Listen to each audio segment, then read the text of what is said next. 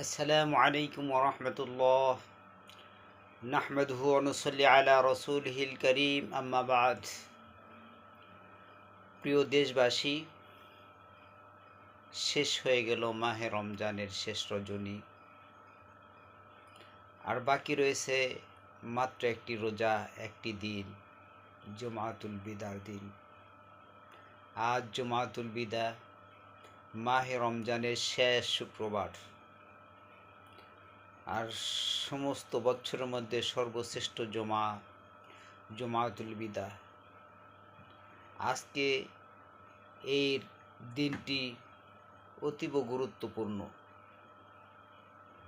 সারাটা দিন আমরা আমলি ইবাদতের মাধ্যমে কাটানোর চেষ্টা করি, কেননা এই জুমাতুল বিদা মাহে রমজানের শেষ রোজার দিন এমনই একটি গুরুত্বপূর্ণ দিন, যেই দিনে আল্লাহ রাব্বুল আলামিন অসংখ্য অগণিত মানুষকে আল্লাহ পাক মাফ করে দেবেন।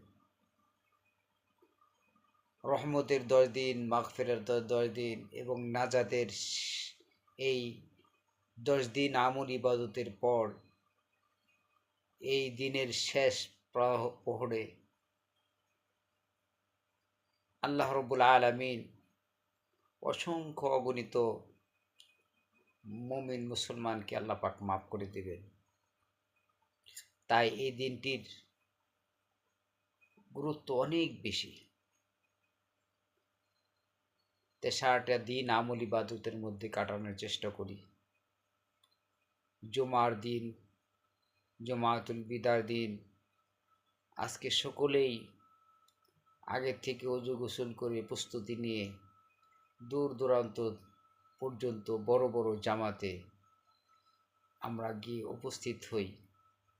সেখানে গিয়ে নামাজ পড়ার জন্য ছোট্ট ছোট্ট কদমে কদমে আজমতের সাথে, মোহাব্বতের সাথে, নেকির উদ্দেশ্যে ছোট্ট ছোট্ট কদম ফেলে ফেলে আমরা মসজিদে যাব।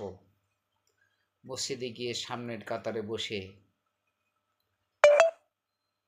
প্রথমে তাহিয়াতুল মসজিদ 2 রাকাত নামাজ পড়ব। তারপর সময় থাকলে সালাতুত তাসবিহ নামাজ পড়ব। একটু সময় হাতে নিয়ে যাব, সালাতুত তাসবিহ নামাজ পড়ব।